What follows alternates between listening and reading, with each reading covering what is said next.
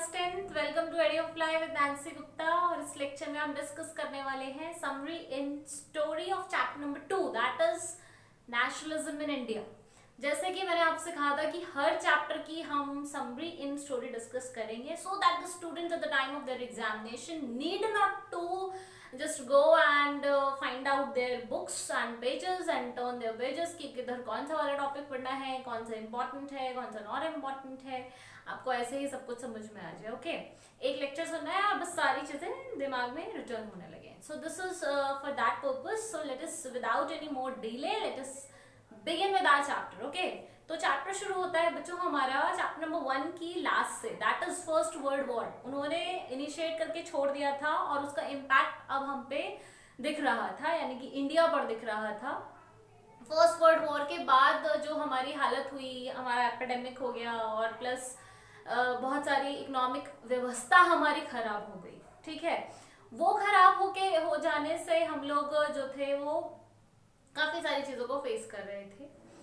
इसी दौरान पता चलता है कि गांधी जी आते हैं, इंडिया में आ गए हैं और वो बहुत अपनी प्रैक्टिस कर कर आए हैं और एक फ्रीडम स्ट्रगल भी लड़कर आए हैं।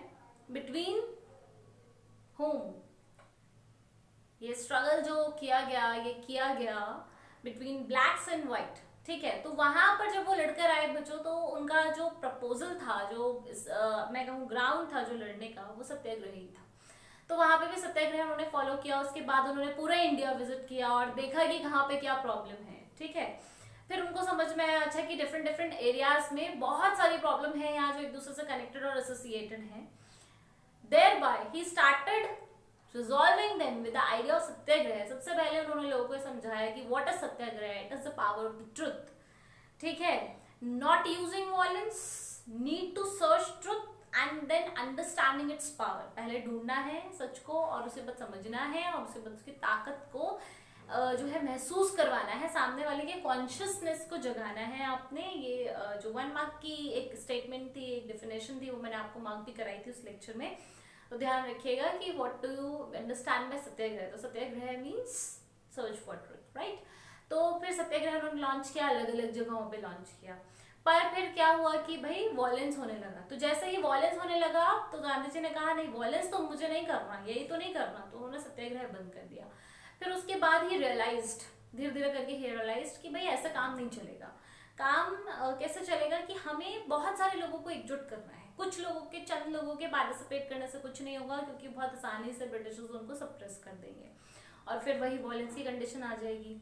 तो फिर उन्होंने जो खिलाफत मूवमेंट चल रहा था, जो कि तुर्की ऑटोमन एम्पायर की वजह से जो इन्फ्लुएंस में था बहुत ज्यादा, उधर से खलीफा जो हेड थे उनके, तुर्क्स के, मुस्लिम्स के, वहां उन्होंने छेड़ा हुआ था। और जहां जहां पे भी ये सब चल रहा था वो सब जगहों पर खिलाफत इशू छेड़ा हुआ था। तो गांधी जी ने सोचा कि ऐसा करते हैं, जो उनके लीडर्स हैं that is Shaukat Ali and Mohammad Ali, उनसे बात करते हैं और दोनों मूवमेंट्स को मिला लेते हैं। ठीक है, यानी कि हमारा आजादी का मूवमेंट, आपका खिलाफत मूवमेंट मिलके लड़ेंगे एंड देन ताकत बढ़ेगी और इवेंचुअली वी विल विन।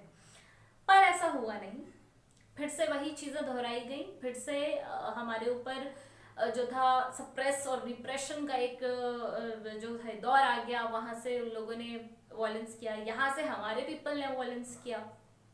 तो ये गांधी जी को पसंद नहीं आया, फिर से ये बंद हो गया। इस बात पे जो मुस्लिम कम्युनिटी थी वो बहुत गुस्से में आ गई। उनको क्या लगा कि हमारा पर्पस फुलफिल किए बिना ही इन्होंने बंद कर दिया। तो यानी कि इन्होंने हमसे झूठ बोला या ये चाहता ही नहीं था कि हमारा सक्सेसफुल हो, या बहुत सारी इस तरीके की नेगेटिव बातें उन्होंने सोचनी शुरू कर दी।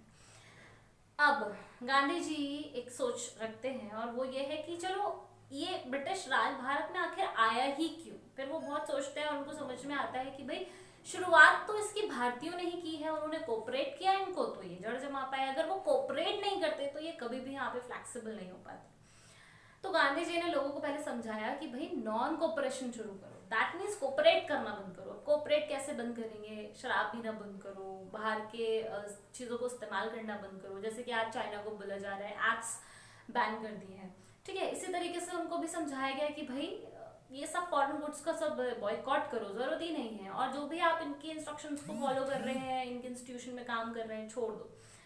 तो लोगों ने वही किया, लोगों ने कोऑपरेट करना बंद किया। ठीक है, गांधी जी का मतलब ये था कोऑपरेशन देना बंद करो। उन्होंने स्पेसिफाई नहीं किया कि ये भी बंद करो, ये भी बंद करो, ये भी बंद करो। इन्होंने कहा कोऑपरेशन देना बंद करो। अब लोगों ने फिर उसको ऐसे कोऑपरेशन देना बंद किया कि नॉन कोऑपरेशन मूवमेंट में उन्होंने सारी संस्थाएं छोड़ दी। यहाँ पे वो ब्रिटिश संस्थाओं में काम करते थे। बच्चों ने स्कूल कॉलेजेस जाना छोड़ दिया, वो स्कूल कॉलेजेस जो ब्रिटिश राज के एडमिनिस्ट्रेशन में चल रहे थे।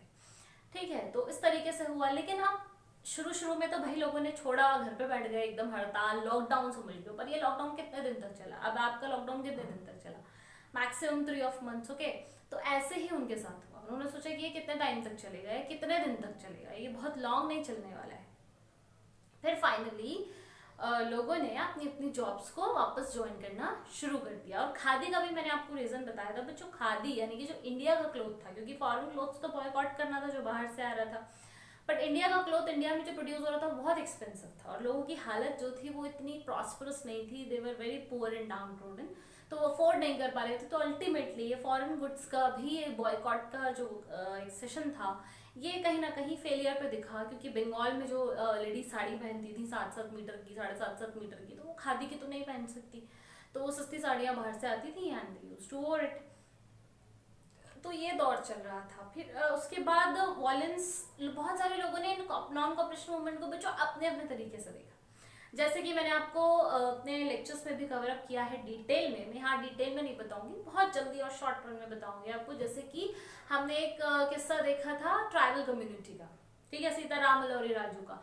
वहां पर क्या हुआ भाई, नॉन आइडल थे गांधी जी, सबको सब लोग गांधी जी को सुनते थे, मानते थे। लेकिन प्रॉब्लम क्या थी? प्रॉब्लम ये थी बच्चों कि वो लोग ट्राइबल पीपल विश्वास रखते थे सीताराम मलौरी राजू में, और सीताराम मलौरी राजू के पास मैजिकल पावर थी, यानी कि उनको गोली लग जाती थी तो भी वो नहीं मरते थे। और मतलब थोड़ा सा आपको याद रहे, इंटरेस्टिंग बना दूं, इसके लिए मैं ये एलिमेंट यहाँ जोड़ रही हूँ। वो भूत प्रेतों में विश्वास करते थे, ठीक है, मैजिकल पावर्स, ये हवा में भी पावर है और पानी में भी पावर है, एक्चुअल में तो होती है, लेकिन अभी के लिए समझ लो भाई भूत प्रेतों में बहुत विश्वास रखते थे। ठीक है, तो इस बहुत सारे बीमार लोगों को ठीक कर देते थे मंत्र फूक फूक के। तो लोग उन पर ट्रस्ट करते थे, अंधा विश्वास, और वो विश्वास करते थे कि गांधी जी सही है। लेकिन हमें आज़ादी जो है, जो फॉरेस्ट पे कॉलोनाइजेशन है, वो हमें ऐसे नहीं मिलेगा, वो हमें लड़के ही मिलेगा, हमें वॉयलेंस करना पड़ेगा। और उन्होंने वॉयलेंस किया, तो यहाँ पे एक सिचुएशन हो गई भाई, वॉयलेंस क्रिएट हो गया।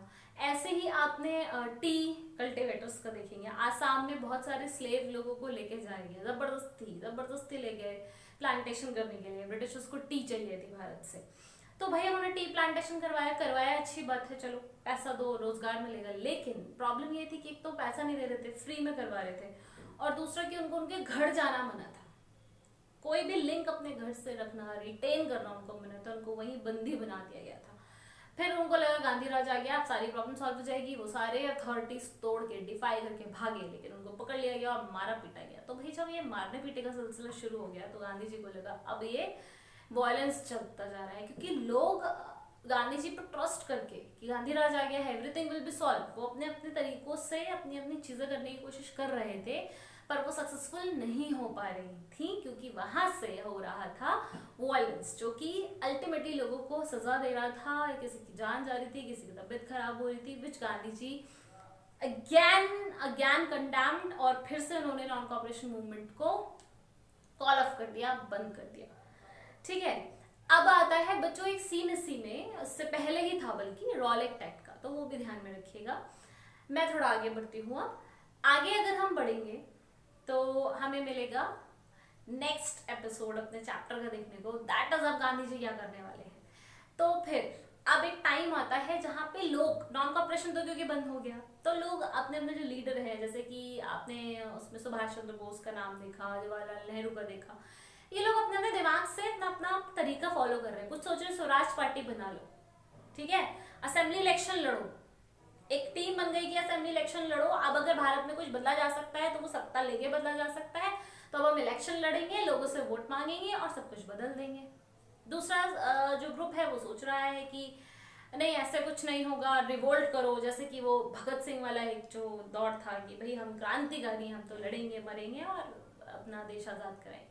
अलग अलग लोग अपनी अपनी सोच बना रहे हैं। उसी दौरान ब्रिटिशर्स का एक नया बॉम्ब आ जाता है, गिर जाता है सबके ऊपर, and that was Simon commission.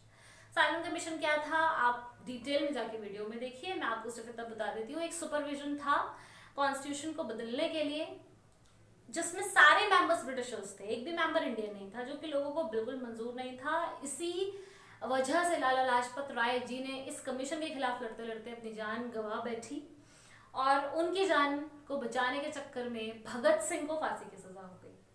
ठीक है, अब ये जो सजा हो रही थी भगत सिंह को फांसी की, भगत सिंह के साथ और भी 11 प्रिजनर्स थे जिनको जो फांसी की सजा मिलने वाली थी, उनको कैदी बना लिया गया था, देवर पॉलिटिकल प्रिजनर्स। तो Gandhi ji round table conference में बुलाए जाते हैं, 1 में कांग्रेस के लीडर नहीं जाते, मना कर देते हैं, लेकिन 2 में दोबारा राउंड टेबल कॉन्फ्रेंस रखी जाती है और गांधी जी को इनविटेशन आता है और गांधी जी एक्सेप्ट कर लेते हैं। वो सोचते हैं बहुत अच्छा मौका है, ये जो लोग मेरे जेल में बंद है ना, सबको छुड़ा लेता हूँ। तो वो जाते हैं, बातचीत करते हैं वाइसरॉय इरविन से लंदन में, लेकिन वाइसरॉय सबको रिहा करने की परमिशन दे देता है, पर मना करता है कि मैं भगत सिंह को नहीं छोड़ूंगा। भाई उन्होंने क्या किया है, उन्होंने बॉम्ब फेंक दिया था असेंबली पे ब्रिटिशर्स की, तो उन्होंने कहा वो तो बहुत बड़े खूनी कातिल हैं और ये माफी नहीं होगी। बहुत समझाते हैं गांधी जी, पर वो मानते नहीं है। फाइनली जब गांधी जी भारत वापस आते हैं तो पता चलता है कि लोगों को जब ये बात पता चलती है तो लोग भी उन पर शक करते हैं और गांधी जी के खिलाफ बहुत कुछ हुआ है इस दौर में, उनके खिलाफ भी लोग हुए हैं। पर गांधी जी ने बार बार समझाने की कोशिश करी है इस दौर में सबको।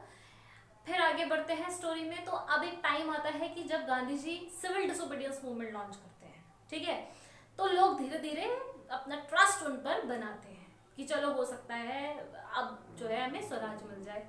इसी दौरान इसमें लॉन्च होता है बच्चों salt march, Gandhi Irwin pact हम पढ़ चुके हैं। अब सॉल्ट मार्च देखेंगे तो डांडी मार्च सॉल्ट मार्च है, क्योंकि अब क्या किया था ब्रिटिशर्स ने, सॉल्ट पर मोनोपोली लगा दी थी, सॉल्ट के प्रोडक्शन पर टैक्स लगा दिया था। सॉल्ट लेंगे तो टैक्स पे करना पड़ेगा, सॉल्ट कोई प्रोड्यूस नहीं कर सकता एक्सेप्ट ब्रिटिश राज, जो कि बहुत ही गलत था। और नमक एक ऐसी चीज थी जो अमीर गरीब उस समय सब खाते थे, तो ये पॉसिबल नहीं था गरीब लोगों के लिए, तो बिल्कुल ये तो मौत वाली बात थी। तो गांधी जी ने एक लेटर लिखा और उसमें स्टेट किया है कि हमारी कुछ मांगे हैं, आप मार्च तक पूरा कर दीजिए, बहुत बढ़िया बात है, वरना हम जो है डांडी मार्च लॉन्च कर देंगे।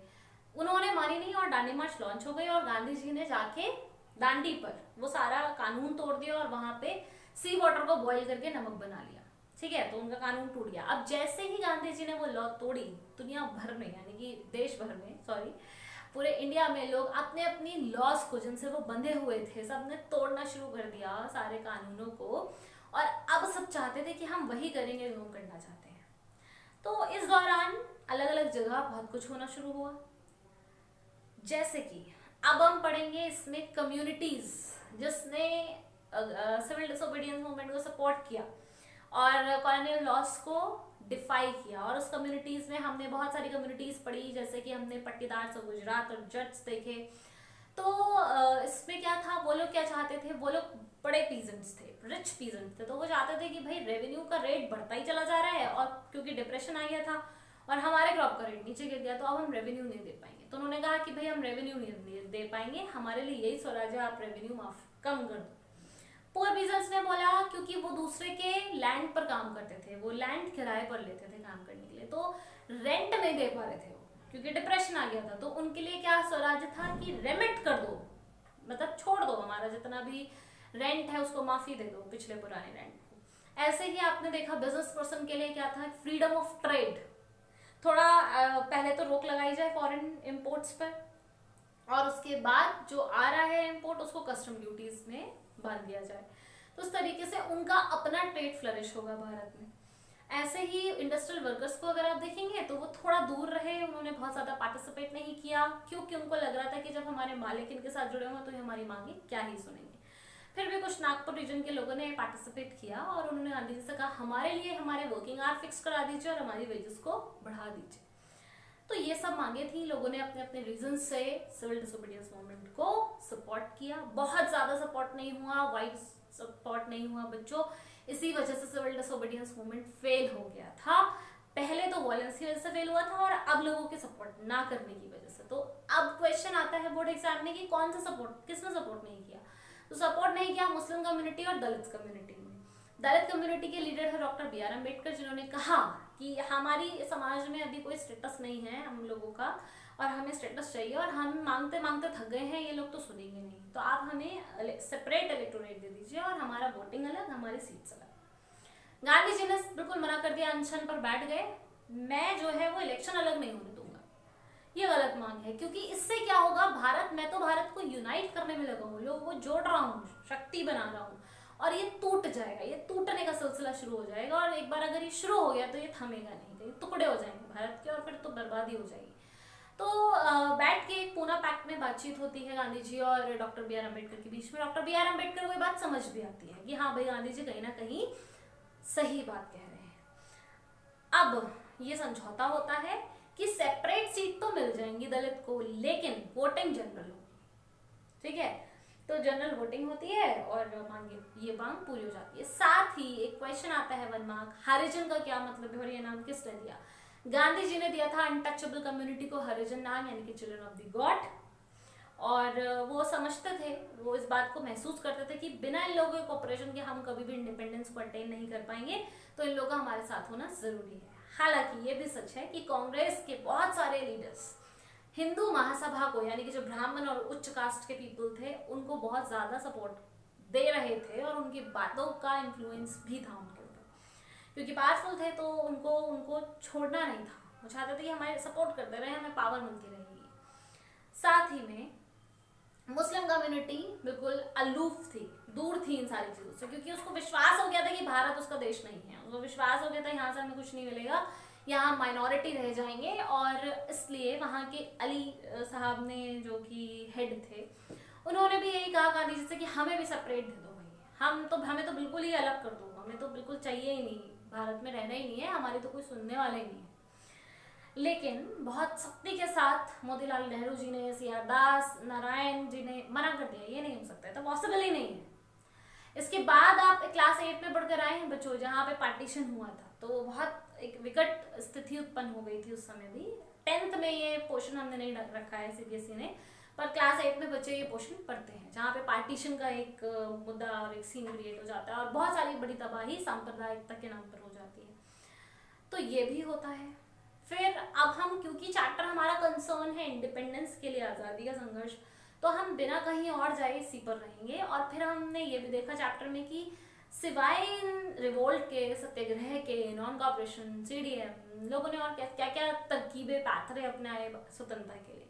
तो हमने देखा झंडा बनाया गया, भारत माता की इमेज बनाई गई, हमने देखा कि किस तरीके से लोगों ने folklore, ballad, story, tales, paintings, history, even reinterpretation of history, इन चीज़ों को सहारा लिया और लोगों के आत्मा को झंझोड़ा कि व्हाट, वेयर दे आर, वो किसका हिस्सा है, वो भारत का हिस्सा है जिसकी ग्लोरी बहुत है, जिसका पास्ट बहुत ग्लोरीफाइड है, ठीक है। तो वही उनको जगाना है अपने अंदर, वो ताकत, वो इंस्पिरेशन, वो मोटिवेशन जगाई लोगों के अंदर इन चीज़ों के थ्रू, और ये वर्क भी किया, काफ़ी हद तक वर्क किया, बड़े बड़े लोगों ने इसमें काम किया है, जैसे रविन्द्रनाथ टैगोर, ओके, बंकिम चंद्र चट्टोपाध्याय जी, बंकिम चंद्र चैटर्जी, ये सब नाम आप बहुत प्रचलित हैं, वंदे मातरम, ठीक है, और इस तरीके से लिखा है इन लोगों ने, तो ये सब आप बेहतरी से जानते हैं। और इन्हीं चीज़ों के साथ हम अपने चैप्टर को ख़त्म कर रहे हैं 10th स्टैंडर्ड के चैप्टर नंबर 2 में। हालांकि इंडिपेंडेंस स्ट्रगल यहाँ खत्म नहीं होता है, बहुत लंबा चला है, अभी तो बहुत कुछ था, लेकिन सीबीएसई ने आपको थोड़ी रियायत दी है कि कम पढ़ो, तो इतना ही आपको ध्यान में रखना है। इन सारे बातों का जो मैंने अभी आपको बताई है कहानी में, ये सब डिटेल में एक वीडियो में अटैच है प्लेलिस्ट में, जाके हिस्ट्री क्लास 10 की प्लेलिस्ट चेक करो, कोई भी लेक्चर देखना है देखो, आराम से उसको समझो, ठीक है। बहुत इंपॉर्टेंट चैप्टर है, बहुत ज्यादा इंपॉर्टेंट चैप्टर है। इस चैप्टर से 1 मार्क क्वेश्चन भी आते हैं, 3 मार्क क्वेश्चन भी आते हैं, और 5 मार्क क्वेश्चन भी आते हैं। साथ ही में मैं आपको एक बात बता दूं, कई बच्चों की ये मेरे से क्वेरी आ रही है कि मैम क्वेश्चंस इंपॉर्टेंट दे दीजिए, इंपॉर्टेंट क्वेश्चन दे दीजिए चैप्टर के कंसर्न में। जो बच्चे रेगुलर हैं वो ज़्यादा इस चीज़ पे फोकस कर रहे हैं, तो जो इंपॉर्टेंट क्वेश्चंस हैं आपको बिल्कुल टेंशन लेने की ज़रूरत नहीं है, पूरा वो काम चल रहा है पीछे। जैसे ही एक पोर्शन खत्म हो जाता है और हम उसके रिविजन सेट पर आते हैं, मैं आपको स्ट्रैटेजी भी समझा देती हूँ। अभी तो क्योंकि बहुत वास्ट सिलेबस बचा है, थोड़ा सा खत्म हो जाने दीजिए, जैसे कि 2 सब्जेक्ट खत्म हो जाने दीजिए, उसके बाद कुछ इस तरीके से रहेगा, हफ्ते में 3 दिन हम सिर्फ रिविजन सेशंस रखेंगे, जिसमें कि जो पोर्शन हम खत्म कर चुके हैं उसके लास्ट ईयर के इंपॉर्टेंट क्वेश्चंस रिवाइज करते रहेंगे। मैं आपको क्वेश्चंस भी दूंगी, आंसर्स भी दूंगी, आपने कहीं नहीं जाना, कहीं परेशान नहीं होना, बिल्कुल टेंशन फ्री रहो। जैसे जैसे मैं पढ़ाती जा रही हूँ बस पढ़ते जाओ बंद करके। आई विल श्योर कि आपके 95 प्लस रहे, ठीक है। So stay happy, stay healthy. Chapter में कहीं पे भी कोई क्रक्स समझ में आता है बुक पढ़ते वक्त, या कोई साइड बुक पढ़ते वक्त, या कोई और बात पढ़ते वक्त कोई सवाल आता है, लिख के भेजिए कमेंट सेक्शन में। I will definitely answer it out as soon as possible. पढ़ना शुरू करो, जून खत्म हो गया है, और साथ ही आपका वो मस्ती वाला पीरियड भी अब छोटा हो गया है, ठीक है, खत्म नहीं हुआ है। तो थोड़ा थोड़ा पढ़ते रहो, बहुत अच्छा रहेगा और समझ भी आता रहेगा। Okay, bye bye.